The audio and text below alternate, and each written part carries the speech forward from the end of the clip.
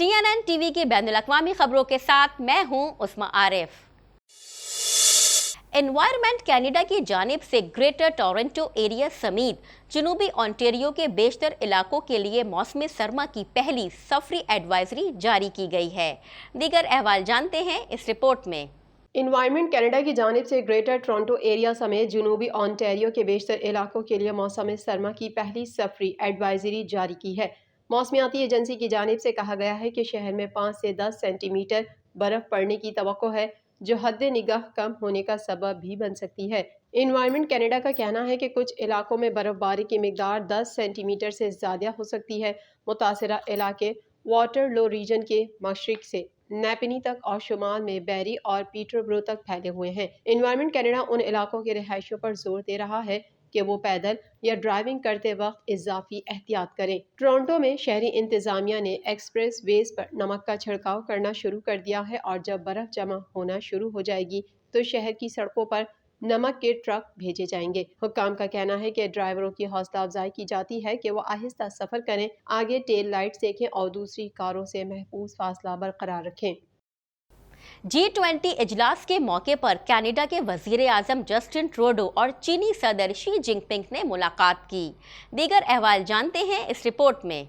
G20 इजलास के मौके पर कनाडा के वजीर आजम जस्टिन ट्रूडो और चीनी सदर शी जिनपिंग ने मुलाकात की है। इंडोनेशिया के शहर बाली में मुनक़िदा G20 सरबराही इजलास के मौके पर दोनों रहनुमाओं के दरमियान मुख्तसर गुफ्तगू में दोनों रहनुमा तिजारत और 2 कैनेडियंस की गिरफ्तारी और नजरबंदी के मामले पर इख्तिलाफात का शिकार हैं। ट्रूडो ने मीडिया रिपोर्ट्स पर तशवीश का इजहार किया कि चीन ने 2019 के वफाकी इंतखाबात में खुफिया तौर पर 11 उम्मीदवारों को फंड फराहम किया। मुलाकात के मौके पर वजीर आजम के दफ्तर की तरफ से जारी की गई तस्वीर में दोनों रहनुमाओं को एक पुरहुजूम कमरे में गैर रस्मी बातचीत करते हुए देखा जा सकता है। ट्रूडो की जी के साथ बातचीत कोई बाज़ाब्ता दो तरफा मुलाकात नहीं थी, जैसा कि जी ने अमरीकी सदर जो बाइडन, अर्जेंटाइन के सदर अल्बर्टो एंजल फर्नांडिस और फ्रांसीसी सदर एमानुएल मैक्रोन समेत दीगर रहनुमाओं के साथ किया था।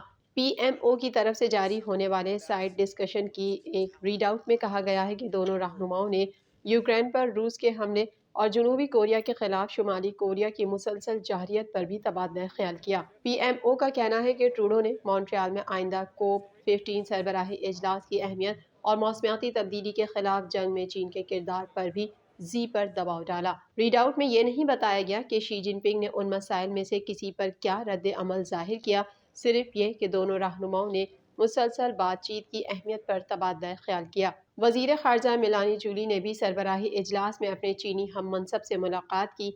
PMO ने ट्रूडो की जानिब से यूक्रेन का मसला उठाने पर शी के रद्द अमल की तफसील नहीं दी, लेकिन माहिरीन के मुताबिक ऐसे इशारे मौजूद हैं कि शी यूक्रेन के बारे में बात करना चाहते हैं और वो कशीदगी की हिमायत नहीं करते। दरी असना वजीर आजम के दफ्तर का कहना है कि ट्रूडो को मंगल को बंद दरवाजे के G20 हेल्थ फोरम में मदाखलत करना पड़ी, जब रूसी वजीर खारजा सरगई लारोफ ने यह दावा किया कि अमरीकी बायोलैब यूक्रेन में मजमूम सरगर्मियां कर रहे हैं। ट्रूडो के दफ्तर का कहना है कि उन्होंने अपने साथियों को बताया कि ये दावे मुकम्मल रद्दी की टोकरी हैं और रहनुमाओं को हक़ाइक़ के साथ काम करना चाहिए। पोलैंड और यूक्रेन की सरहद पर मुबैना रूसी मिसाइल हमले ने कैनेडियन हुक्काम को भी तशवीश में मुब्तला कर दिया है। दीगर अहवाल जानने के लिए देखते हैं ये रिपोर्ट। पोलैंड और यूक्रेन की सरहद पर मुबैना रूसी मिसाइल हमले ने कैनेडियन हुक्काम को भी तशवीश में मुब्तला कर दिया।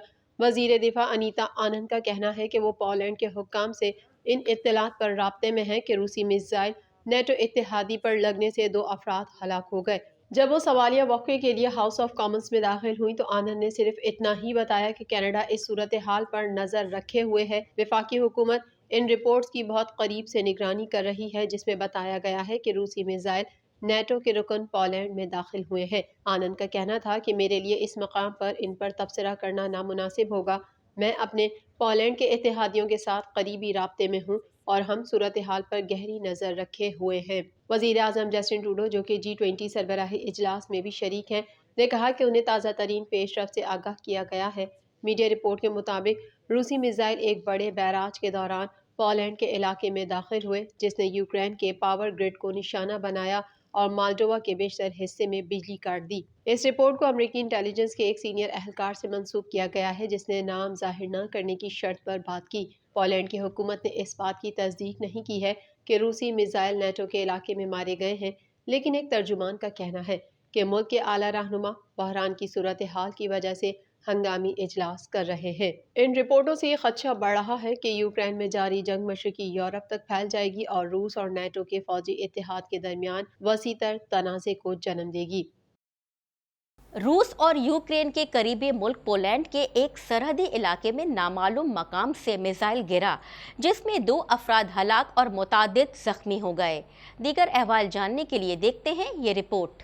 روس اور یوکرین کے قریبی ملک پولینڈ کے ایک سرحدی علاقے میں نامعلوم مقام سے میزائل گرا جس میں 2 افراد ہلاک اور متعدد زخمی ہو گئے۔ بین الاقوامی خبر رساں ادارے کے مطابق پولینڈ میں میزائل حملے سے عالمی سطح پر بھی کھلبلی مچ گئی۔ 70 لاکھ گھر بجلی سے محروم ہو گئے جبکہ 2 افراد ہلاک ہو گئے۔ پولینڈ نے حملے پر سخت برہمی کا اظہار کرتے ہوئے الزام عائد کیا ہے کہ ان کی سرزمین پر گرنے والا میزائل روسی ساختہ ہے۔ برطانوی وزیر اعظم رشی سونک اور جرمن چانسلر سمیت کئی عالمی رہنماؤں نے G20 اجلاس کے دوران پولینڈ پر حملے کا ذمہ دار روس کو ٹھہراتے ہوئے کڑی تنقید کی ہے۔ دوسری جانب روس نے حملے سے لاتعلقی کا اظہار کرتے ہوئے کہا کہ پولینڈ پر حملہ روس کو نیٹو سے لڑوانے کی سازش ہے۔ روس نے اس دن یوکرین پر جو بھی حملے کیے وہ پولینڈ کی سرحد سے 35 کلومیٹر دور تھے۔ امریکی صدر جو بائیڈن نے کہا ہے کہ یہ تقریباً ناممکن لگتا ہے کہ میزائل حملہ روس نے کیا ہو۔ روسی صدر پیوتن ایسی فاش غلطی کبھی نہیں کریں گے۔ ادھر یوکرین کی جانب سے اس حملے پر تاحال کوئی تبصرہ سامنے نہیں آیا۔ چونکہ روس اور یوکرین جنگ جاری ہے اس لیے خدشہ ہے کہ یہ میزائل انہی 2 ممالک سے پولینڈ پر فائر ہوا۔ تازہ ترین اطلاعات کے مطابق چند اعلیٰ امریکی حکام نے نام ظاہر نہ کرنے کی شرط پر بتایا کہ یہ میزائل یوکرین فوج نے روسی میزائل کو فضا میں ہی تباہ کرنے کے لیے داغا تھا، تاہم ہدف کو لگنے کے بجائے میزائل پولینڈ میں جا گرا۔ دوسری جانب روس کا کہنا ہے کہ یوکرین مذاکرات نہیں چاہتا اس لیے اس کے خلاف خصوصی فوجی آپریشن جاری رکھتے ہوئے اپنے مقاصد حاصل کیے جائیں گے۔ غیر ملکی میڈیا کے مطابق روسی صدارتی ترجمان دمتری پیسکوف نے کہا کہ روس یوکرین میں خصوصی آپریشن جاری رکھتے ہوئے اپنے مقاصد حاصل کرے گا کیونکہ کیف مذاکرات نہیں کرنا چاہتا۔ یوکرینی حکام کا کہنا ہے کہ روس نے 80 سے زائد میزائل یوکرین پر داغے ہیں۔ روسی میزائل حملوں کے باعث ایک شخص ہلاک اور متعدد زخمی ہوئے۔ میزائل حملوں سے یوکرین کے زیادہ تر علاقے بجلی سے محروم ہو گئے۔ بجلی کے نظام کی بحالی کے لیے کوششیں شروع کر دی گئیں۔ سابق امریکی صدر ڈونلڈ ٹرمپ نے 2024 کے صدارتی انتخابات لڑنے کا اعلان کرتے ہوئے کاغذات نامزدگی بھی جمع کرا دیے ہیں۔ دیگر احوال جانتے ہیں اس رپورٹ میں۔ غیر ملکی میڈیا کے مطابق امریکی ریاست فلوریڈا میں حامیوں سے خطاب کرتے ہوئے سابق امریکی صدر ڈونلڈ ٹرمپ نے صدارتی انتخابات لڑنے کا اعلان کیا ہے۔ اس موقع پر صدر بائیڈن نے تبصرہ کیا کہ ٹرمپ نے امریکہ کو ناکام بنایا اور انہوں نے وسط مدتی انتخابات میں ریپبلکنز کے ایوان نمائندگان کے کنٹرول سنبھالنے کا بھی امکان ظاہر کیا ہے۔ ڈونلڈ ٹرمپ نے ایوان میں 216 نشستیں حاصل کر لیں اور صرف 2 سیٹیں درکار ہیں جبکہ ڈیموکریٹ کی 205 نشستیں اور 14 نشستوں کے نتائج آنا باقی ہیں۔ بعد ازاں سینٹ کا کنٹرول جو بائیڈن کی پارٹی ڈیموکریٹ حاصل کر چکی ہے۔ دوسری جانب ایک بیان میں ایوانکا ٹرمپ نے کہا کہ میرا سیاست میں آنے کا کوئی ارادہ نہیں ہے۔ میں اپنے والد سے بہت پیار کرتی ہوں لیکن اب میں نجی زندگی کو ترجیح دینے کا انتخاب کر رہی ہوں۔ ایوانکا ٹرمپ کا کہنا ہے کہ سیاسی میدان سے باہر رہ کر میں ہمیشہ اپنے والد سے محبت اور ان کی حمایت کروں گی۔ انہوں نے کہا کہ امریکی عوام کی خدمت کرنے کا موقع ملنے پر میرے لیے اعزاز کی بات ہے۔ TNN ٹی وی کے نیوز بلیٹن سے فی الحال اتنا ہی۔ مزید خبروں اور اپڈیٹس کے لیے دیکھتے رہیے TNN ٹی وی۔